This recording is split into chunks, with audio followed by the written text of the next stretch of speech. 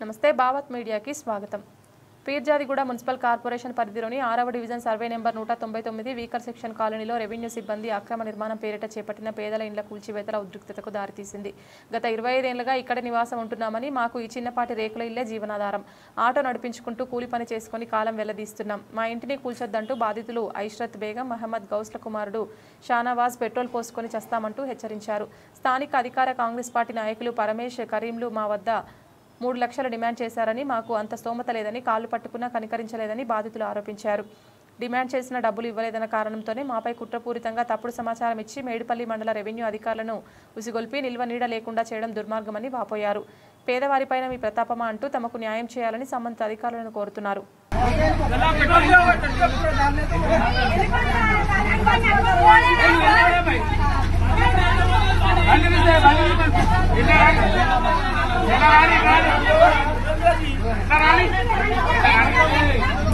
परमेश्वर है Paramesh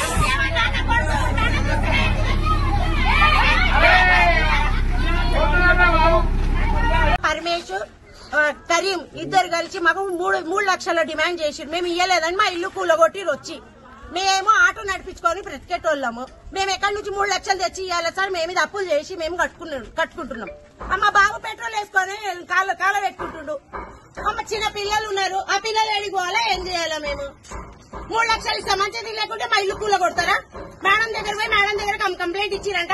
madam Parameshwar number పేరే చెప్తుందామె.